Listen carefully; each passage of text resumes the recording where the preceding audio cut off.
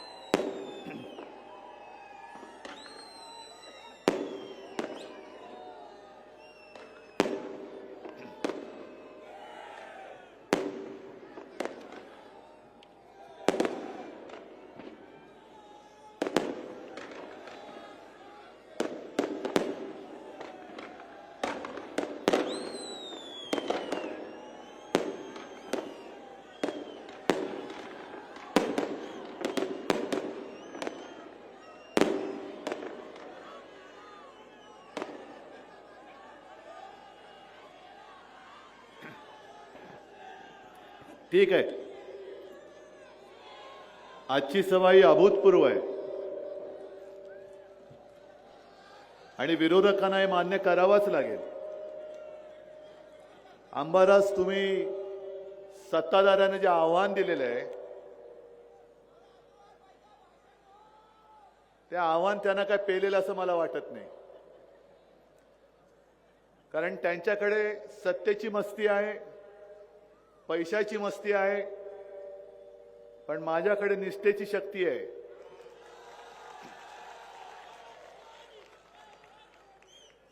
आणि खरंच सुभाष, तुम्ही जे बोललात, मला देखील 1988च्या शिवसेना प्रमुखांच्या सभेची आठवण आली.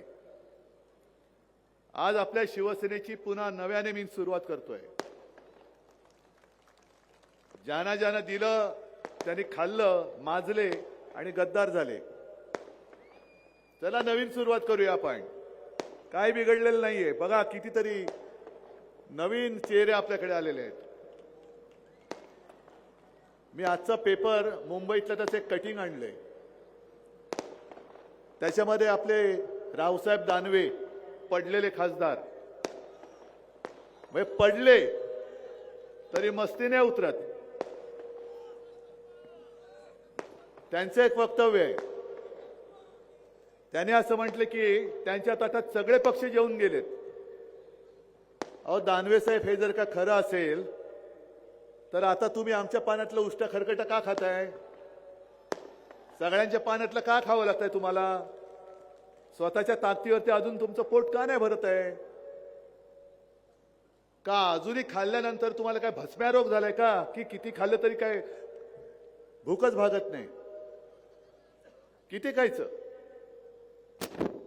खैरे साहेबांनी आपले विचार मांडले. सुभाष पाटील बोलत होते. अंबादास यांनी आपण केलेली कामं तुम्हाला सांगितली. आणि सत्ताधाऱ्यांचं मी वस्त्रहरण हा शब्द त्यांच्याबाबत चुकीचा आहे, कारण त्यांनी लाज लज्जा सोडलेली आहे. पण मला तुम्हाला प्रश्न विचारायचा आहे.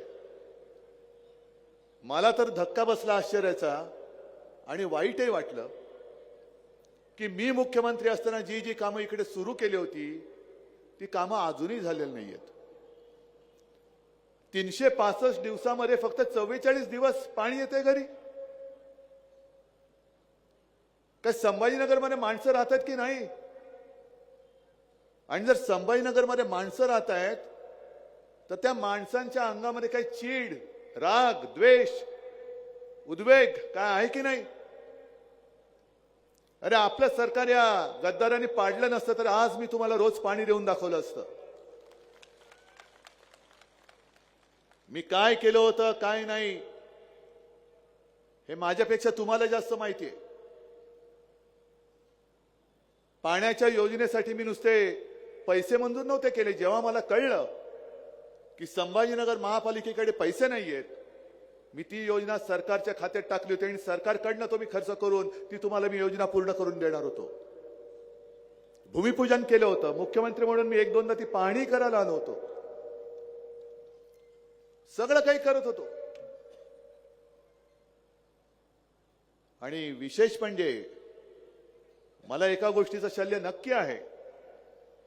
ज्या संभाजीनगरवरती शिवसेना प्रमुखांचं अलोट प्रेम, त्या संभाजीनगरमध्ये त्यांच्या शिवसेनेचा लोकसभेत आणि विधानसभेत पराभव झाला, हे शल्य त्यांना सुद्धा लागले, मला सुद्धा लागले. तुम्हाला लागले की नाही मला माहिती नाही.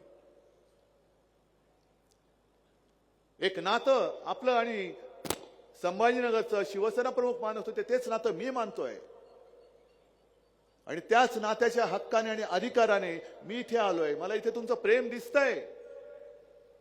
कारण प्रेम नसतं तर हे मैदान आज माझ्याकडे काही नसताना भरलंच नसतं. आणि ही कोणीही पैसे देऊन आणलेली माणसं नाहीयेत. एक सुद्धा माणूस पैसे देऊन आणला असेल तर हात वर करून सांगा. टीव्ही वाल्यानं जा आणि त्याची मुलाखत घ्या. पण एवढी गर्दी जमल्यानंतरही पैशाची मस्ती जर निवडणूक फिरवणार असेल तर मग मात्र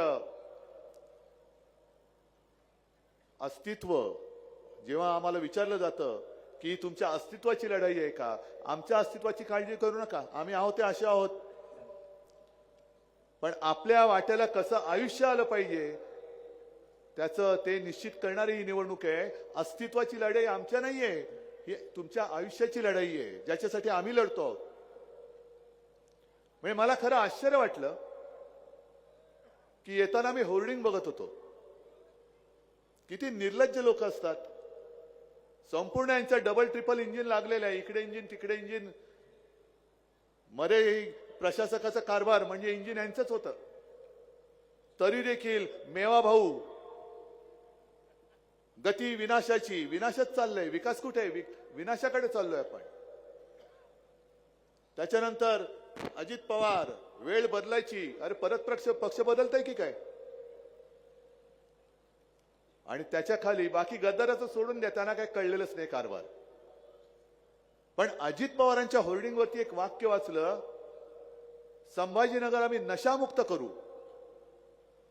अहो तुम्हाला सत्तेची एवढी नशा चढले की आज सरकार तुमचं असताना तुम्ही संभाजीनगर नशामुक्त करू शकत नाही. महापालिका जर काय लोकांनी तुमच्या हातात दिली तर महापालिकेच्या माध्यमातून तुम्ही हे शहर नशामुक्त करा.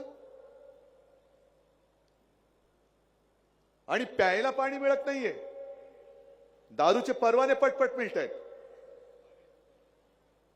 आणि ते सुद्धा कोणाला? दारू तुम्हाला संभाजीनगर करा ना, दारू पाजण्यासाठी परवाने द्यायला सरकारला जमतंय, पण पाणी द्यायला नाही जमत. हे सगळे खोटारडी लोक. म्हणजे काय झालंय की शिवसेना आणि भारतीय जनता पक्षाची युती होती, जरूर होती. आणि दानवे, रावसाहेब दानवेला मला सांगायचंय की आम्ही तुमच्या ताटात जेवलेलो नाही. तुम्हाला शिवसेना प्रमुखांनी 2 घास भरवले नसते तर आज कुपोषणाने तुमचा राजकारणात मृत्यू झाला असता. शिवसेना प्रमुखांनी तुम्हाला जगवलेलं आहे. या संभाजीनगरचं नामकरण अभिमानाने सांगेन की मी केलेलं आहे. शिवसेना प्रमुखांचा तो आदेश होता. आणि त्या मंत्रिमंडळाची ती माझी शेवटची बैठक होती. त्याच्यात औरंगाबादचं संभाजीनगर, होय यांनी एक चांगलं केलं. छत्रपती लावायलाच पाहिजे होतं, छत्रपती संभाजीनगर केलं. कोणतं श्रेय तुम्ही घेताय? कसलं श्रेय घेताय? आम्ही जर का संभाजीनगर केलं नसतं तर तुमच्यामध्ये म्हणजे भाजपमध्ये हिंमत नव्हती. आणि मग भाजपमध्ये जर का हिंमत असेल तर त्यांनी जसं अहमदाबादचं अहिल्यानगर केलेलं आहे तसं मग त्यांनी अहमदाबादचं कर्णावती करून दाखवावं. जा करा. आज त्यांना मी आव्हान देतोय. अमित शहा त्यांचाच मतदारसंघ आहे ना, आमच्या अंगावर येतं हिंदुत्व हिंदुत्व करून. मग पहिले तुमच्या मतदारसंघ ज्या अहमदाबादमधून निवडून येतात त्याचं नामांतर करून दाखवतो मी. का नाही करत? मग स्वतःच ठेवायचं झाकून आणि दुसऱ्याच्या घरात आग लावायची. तो जो काय भारतीय जनता पक्ष होता तो आता गेलेला आहे. मी कालच्या माझ्या नाशिकच्या सभेत मी आणि राज एकत्र होतो आणि आज तुम्हाला सांगतो आपल्या विजयाच्या सभेत मी राजला बरोबर घेऊन येईन.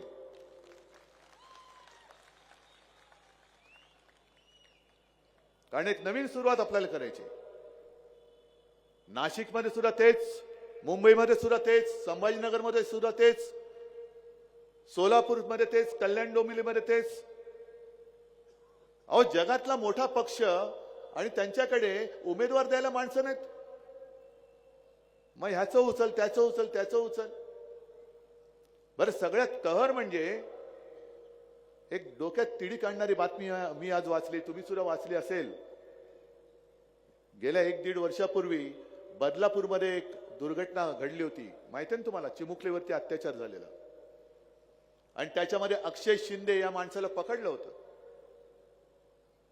पकडल्यानंतर अशी एक अपेक्षा होती की जलद न्यायालयामध्ये ती केस चालेल, त्याच्यावरती आरोप सिद्ध होतील आणि त्याला फासावर लटकवलं जाईल. पण अचानकपणे त्याचा एन्काउंटर केला गेला. आणि तो एन्काउंटर केला गेल्यानंतर प्रश्न हाच पडला की त्याच्याबरोबरचे जे सहआरोपी आहेत, तुषार आपटे, आणखीन एक माणूस, माहिती अशी तेव्हा मिळाली होती की हे संघाचे कार्यकर्ते आहेत. खरे खोटं मला माहिती नाही. आणि तो अक्षय शिंदे तोंड उघडेल, त्यांनी तोंड उघडू नये म्हणून याला गोळी घातली की काय, असा एक संशय व्यक्त केला गेला होता. मग पुढे तुषार आपटेंचं काय झालं काहीच कळलं नाही. अटक झाली नाही झाली काहीच माहिती नाही. पण आज अचानक अशी बातमी आली की बदलापूरमध्ये भाजपने तिकडे चांगले नगरसेवक निवडून आले, मग तिकडे मिंदेचा सफाया केला आणि तुषार आपटे या विकृताला स्वीकृत नगरसेवक केला. हे यांचं हिंदुत्व. आम्हाला हिंदुत्व शिकवत आहे. मुलीवरती अत्याचार करणारा सहआरोपी तो केवळ तुमचं त्यांनी नगरसेवक निवडून आणण्यात मदत केली हे वरती तोंड करून सांगतायत की त्यांनी आमचे नगरसेवक निवडून आणायला मदत केली म्हणून आम्ही त्याला स्वीकृत सदस्य केलं. विकृत माणसाला तुम्ही स्वीकृत करता म्हणजे तुम्हाला विकृती चालते. हे तुमचं हिंदुत्व आहे. मी मुख्यमंत्री असताना आणखीन एक दुर्घटना घडली होती पालघरमध्ये, आठवतं ना तुम्हाला?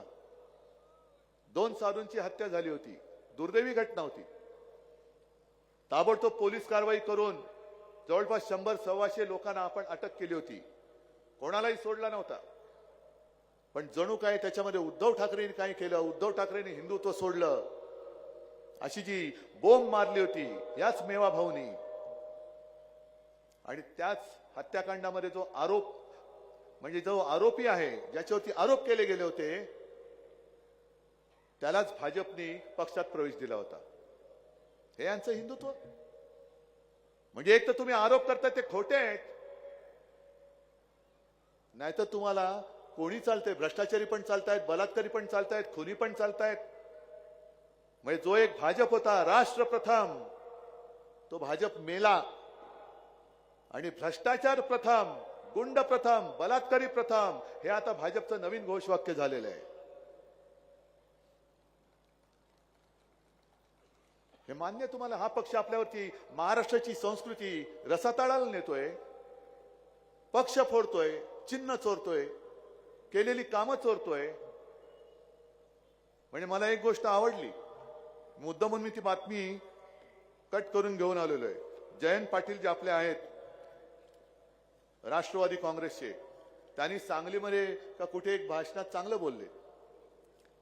कारण झालंय की आता भाजपचे जे काही निष्ठावंत म्हणून शिल्लक राहिलेत त्यांची अवस्था फार वाईट आहे. भाजपमध्ये फार वाईट आहे.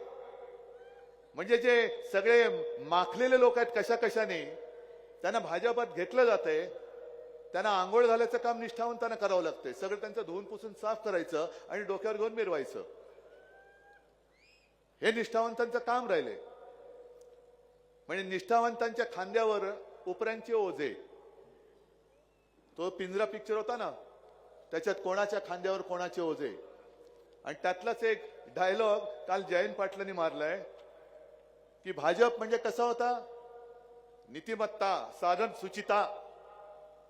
2014 साली यांच्या मोठमोठ्या जाहिराती होत्या, कुठे नेऊन ठेवलाय महाराष्ट्र माझा, आहे ना, आठवतंय का? आता त्यांनाच विचारा, कुठे नेऊन ठेवलाय महाराष्ट्र माझा. कारण आम्ही तुमच्या सोबत होतो हिंदुत्वासाठी, पण आजचं तुमचं हे थोतांड आहे हे आम्हाला मान्य नाहीये. आणि तुम्ही तुमचं जे एक वेगळेपण होतं ते वेगळेपण तुम्ही गमावलंय. आणि म्हणून जयंत पाटील काल जे बोलले की ये बंद करने आए थे तवायफों के कोठे मगर सिक्कों की खनक सुनकर खुद ही मुजरा कर बैठे. म्हणजे कोठे बंद करायला आलेले पण नाण्यांचा खणखणाट ऐकला आणि स्वतःच मुजरा करायला लागले. जाऊ तिथे खाऊ. आणि आंबारस तुम्ही आज जे भाषण केले तुम्ही जे भाषण केले ते भाषण केल्यानंतर जरा मेवा भाऊकडे कोणाला तरी पाठवा 1000 रुपये आणायला, 2000 रुपये आणायला. कारण त्यांनी मला आव्हान दिले की उद्धव ठाकरेंनी विकासावर बोलून दाखवावं. मग आंबारस जे काय बोलले ते विकासाचं नाही बोलले तर कसलं बोलले. आणि या ज्या काही गोष्टी त्यांनी सांगितल्या त्याच्यामध्ये पाण्याचं तर संपूर्ण वाट त्यांनी लावले. जी पाणी योजना आम्ही आणली होती ही विकासाची होती की नव्हती. गुंठेवारीचा प्रश्न आपण सोडवला, हा विकासाचा होता की नव्हता. तिकडे जी काही MIDC आणले 5 स्टार ती विकासासाठी होती की नव्हती.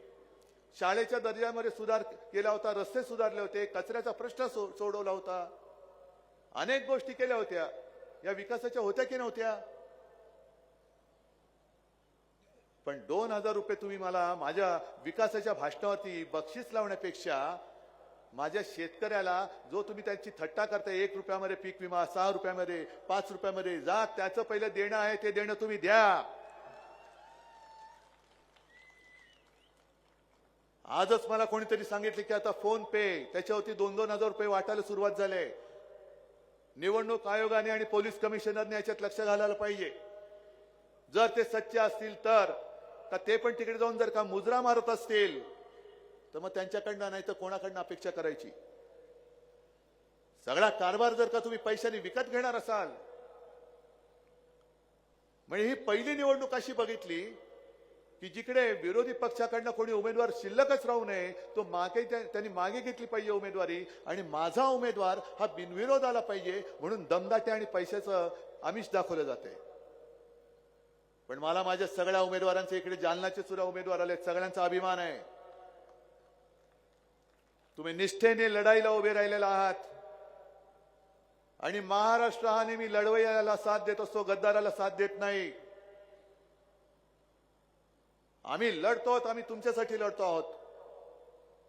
पण अधिकाराची मस्ती घेऊन हे निवडणुकीतनं उमेदवाराला माघार घ्यायला लावतायत. अरे जाल कुठे तुम्ही.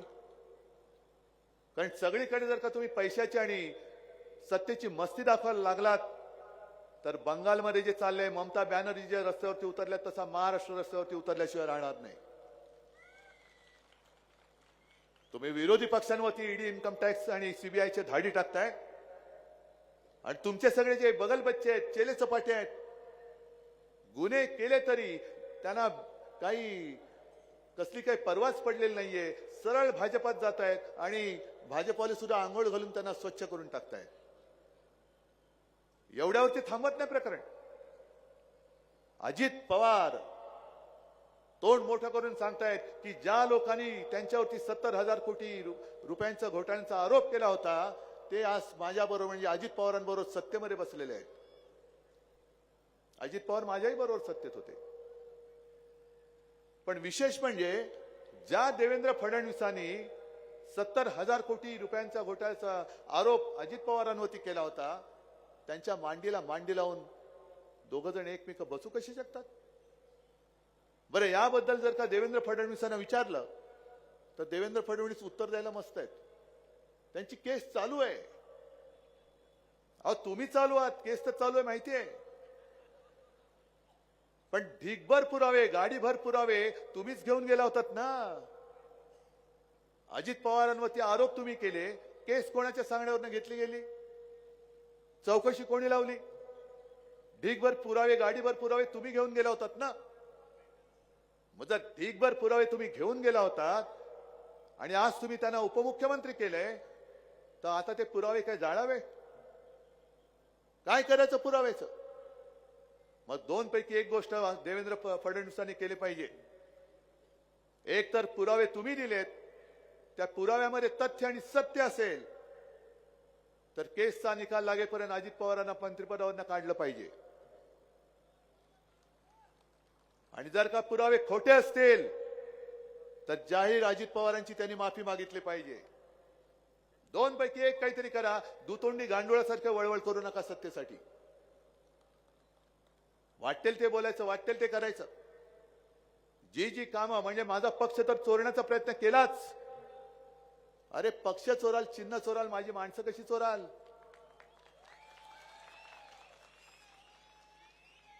बरं, अनेक सभेत मी बोलतोय, मी आज सुद्धा सांगतोय आणि सांगण्याची तशी आवश्यकता नाही. आमची घराण्याची परंपरा आम्ही घेऊन पुढे चाललेलो आहे. ठाकरे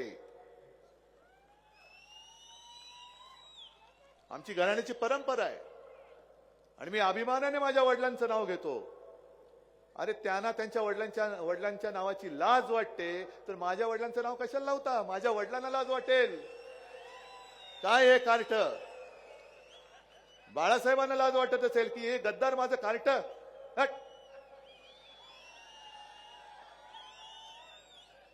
पण पक्ष चोरायचा, चिन्ह चोरायचं, वडील चोरायचे, कामं पण चोरायची. म्हणजे मुंबईमध्ये जर का तुम्ही येऊन बघाल तर आपण होर्डिंग लावलेली आहेत. जशी ही यांनी होर्डिंग लावलेत तशी आपण होर्डिंग लावलेत आणि त्या होर्डिंगवरती आपण केलेली कामं लावलेली आहेत. हल्लीच्या दिवसात मुंबईत किती लोक येऊन गेले तुमच्यापैकी? आलेत कोणी? आलेत का? नसाल तर मुद्दा म्हणून या. मुंबई तुमची आहे, हक्काची आहे, मराठी माणसाची मुंबई आहे. हक्काने या. त्या मुंबईमध्ये जो सागरी महामार्ग केलाय तो आपल्या शिवसेनेने केलेला आहे. शाळांची सुधारणा जशी इकडे केली तशी मुंबईत पण केलेली आहे. पण जी कामं आपण केली, हे मेवा भाऊ सांगतात ही कामं आम्ही केली, आमच्या कामाचं श्रेय शिवसेना घेते. म्हटलं नाही हो, आम्ही छोटी छोटी कामं केली. आम्ही कुठे म्हणतोय कैलास पर्वत आम्ही केला? कैलास पर्वत मोदीजींनी केला. आता इकडे संभाजीनगरमध्ये वर्षाला 44 दिवस पाणी येतं, पण मोदीजींनी स्वर्गातून गंगा आणली, त्याचं श्रेय आम्ही नाही घेतलं. घेतलं कधी? मी बोललोय? कारण मोदीजींनी स्वर्गातून गंगा आणली, बाजूला हे कमंडलू घेऊन उभे होते देवेंद्र फडणवीस. मग त्या कमंडलूतलं पाणी थोडं इकडे का नाही शिंपडलं? बरं, वर्षातनं 44 दिवस जे काही पाणी येतं ते 44 दिवस पाणी हिंदूंच्या घरात किती दिवस येतं आणि मुसलमानांच्या घरात किती दिवस येतं? आहे काय फरक त्याच्यात? मग कशाला आग लावता आमच्यामध्ये? कारण आग लावली तर पाणी पण नाहीये आग विझवायला. मग कशाला आग लावताय? पण प्रत्येक ठिकाणी जसं त्यांनी मला सांगितलं होतं आणि त्या विकासाच्या कामाचा आढावा अंबरसनी घेतलेला आहे, तसंच मी एक आव्हान देवेंद्र फडणवीसांना दिलेलं आहे. आता गेल्या 2-3 वर्षात लोकसभा असो, विधानसभा असो आणि महापालिका असो, नगर परिषद असो, मला एक निवडणूक अशी दाखवा की त्या निवडणुकीमध्ये यांनी केलेली कामं सांगितलेत का नुसतं हिंदू मुसलमान वाद लावलेला आहे. आणि एक भाषण असं दाखवा की हिंदू मुसलमान वाद न लावता त्यांनी केलंय, मी त्याने 1 लाख रुपये द्यायला तयार आहे. मी 1 लाख रुपये देतो. कामं काय केली सांगा ना. 2014 पासून तुम्ही इकडे बसलेला आहात, दिल्लीत बसलायत. 14 पासून महाराष्ट्रामध्ये मधली 2.5 वर्ष माझी सोडली तर तुमचीच आहेत सगळी. महापालिका पण तुमच्याकडे, राज्य सरकार तुमच्याकडे, केंद्र सरकार तुमच्याकडे. तरी देखील प्रत्येक वेळेला निवडणुकीमध्ये मुंबईमध्ये बांगलादेशी घुसलेत, महाराष्ट्रामध्ये बांगलादेशी घुसलेत. अहो, हे अपयश तुमचं आहे, आमचं नाहीये. अमित शहांचं अपयश आहे, कारण तुम्हाला सीमा सुरक्षित ठेवता येत नाहीये म्हणून बांगलादेशी घुसलेत. आणि मग नुसती भीती दाखवायची. मग 10 वर्षामध्ये किती बांगलादेशी तुम्ही बाहेर काढले? आहे ना सरकार तुमच्याकडे. नशामुक्त संभाजीनगर बोलताय. त्या साताऱ्यामध्ये एका नशेच्या ड्रग्ज फॅक्टरीवरती धाड टाकली. ती फॅक्टरी कोणाची होती जाहीर का नाही करत? ज्याचा उल्लेख आपल्या सुषमाताईंनी केलेला आहे, पत्रकार परिषद घेऊन ते भांडाफोड केले. कसे करणार तुम्ही नशामुक्त? जर तुमच्या मनस्थातली जर काही गुन्हेगार बसले असतील आणि केवळ सत्तेसाठी तुम्हाला त्यांच्यावरती पांघरून घालावं लागत असेल, तर तुम्ही माझ्या महाराष्ट्राला कसं नशामुक्त करणार? हे माझ्या माता भगिनींनी लक्षात घ्यायला पाहिजे. 1,500 रुपये तुम्हाला देत आहेत, पण नशा सगळीकडे पसरवत आहेत. 1,500 मध्ये मत तुमचं घेत आहेत, मत नाही घेत, तुमचं आयुष्य घेतात. आयुष्य, तुमच्या आयुष्याची किंमत 1,500 रुपये होऊ शकत नाही. नुसतं पैसा फेको आणि मत विकत घ्यायचे, हे तुमच्या मतांची किंमत नाही, तुमच्या आयुष्याची किंमत आहे. आम्ही पोटतिडकीने करतो. आम्ही तुम्हाला सांगतो वचननामा. हा वचननामा कोणासाठी आहे? आणि वचननामा केव्हा म्हणतात? जे बोलतो ते करतो. म्हणून आम्ही त्याला जाहीरनामा म्हणत नाही. तो शब्द बाळासाहेबांनी बदलायला लावला आणि मला सांगितले की उद्धव लक्षात ठेव, शब्द देताना एकदा नाही 1000 वेळा विचार कर, पण एकदा शब्द गेला तर प्राण गेला तरी बेहतर, पण शब्द खाली पडता कामा नये. आणि तो वारसा घेऊन मी पुढे चाललेलो आहे. तो वारसा घेऊन मी पुढे चाललेलो आहे. मला काही सत्तेची हौस नाही, मला काही पुन्हा काय व्हायचंय अशातला भाग नाहीये. पण माझ्या महाराष्ट्रातली माणसं, माझ्या संभाजीनगर मधली माणसं, मुंबईतली माणसं, नाशिक मधली माणसं, ही सगळी जण यांच्या भूलथापांना बळी पडतायत. आणि महाराष्ट्र नव्हे देश हा अराजकाच्या दिशेने चाललेला आहे. झालं ना, संभाजीनगर कर्जबाजारी केलेला आहे. मुंबईच्या डोक्यावरती मी अभिमानाने सांगत होतो की मुंबई महानगरपालिकेमध्ये 92,000 कोटीच्या ठेवी आपण करून दाखवल्या होत्या. 92,000 कोटी. आणि राज्य सरकार किंवा केंद्राचा एकही पैसा न घेता तो कोस्टल रोड बनवून दाखवला होता. आज वाट लावली 70,000 कोटीपर्यंत त्यांनी त्या ठेवी खाली आणल्या आणि त्याच्यावर मुंबईकरांवरती 3 लाख कोटींचा घोटाळा करून देणं करून ठेवलेले. 3 लाख कोटी आणणार कुठून? ज्या दिशेने आपण चाललेलो आहोत आणि यांच्याच हातामध्ये परत हे सरकार किंवा ही महापालिका गेली तर उद्या महापालिकेच्या कर्मचाऱ्यांना पगार द्यायला महापालिकेकडे पैसे नसतील. आज सुद्धा जसं मुंबईत केलंय, मला वाटतं संभाजीनगरमध्ये सुद्धा रस्ते खोदून ठेवलेत ना. मग आपण श्वास कसला घेतो विचार करा. धूळ, सिमेंट हे सगळं आपल्या श्वासात आत जाते, फुफ्फुसात जाते. विकास आम्हाला जरूर पाहिजे, पण नियोजनबद्ध विकास पाहिजे. नियोजन शून्य, केवळ कॉन्ट्रॅक्टरचा विकास आणि कॉन्ट्रॅक्टरच्या खिशातनं स्वतःच्या खिशात पैसे घेणारा विकास आम्हाला नकोय. आणि म्हणून एका तळमळीने मी आज तुमच्यासाठी आलेलो आहे. जे करायचंय ते वचननाम्यात मी म्हटलेलं आहे आणि जे केलंय ते तुम्हाला माहिती आहे. कारभार कसा असायला पाहिजे? पारदर्शक. पारदर्शक म्हणजे भाजप सारखा नाही. सगळं खाताना दिसतायत. माहिती, एक पेनची जाहिरात होती ना, सबकुछ दिखता है. तसं यांचं सबकुछ दिखता है. सगळे पैसे कसे खातात ते दिसतंय. भ्रष्टाचारानं कसं पाठीशी घालतात ते दिसतंय. गुंडांना कसं पोचतायत ते दिसतंय.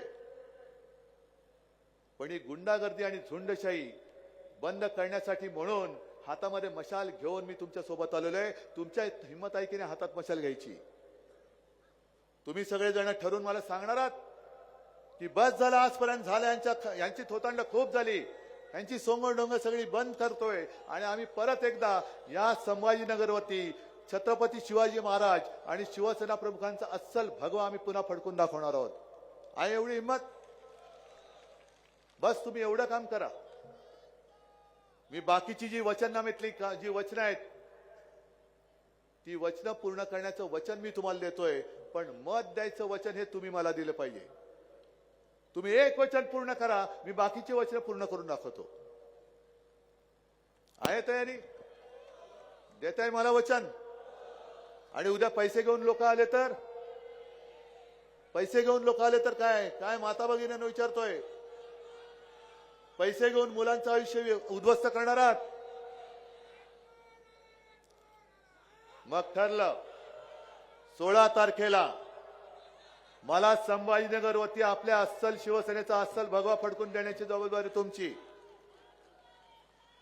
आणि संभाजीनगरवरती भगवा फडकल्यानंतर, तुम्ही फडकवल्यानंतर पुढच्या 8 दिवसामध्ये विजयी मेळाव्यासाठी मी इथे पुन्हा आल्याशिवाय राहणार नाही, हे वचन तुम्हाला मी देतो आणि तूर्त आपली रजा घेतो.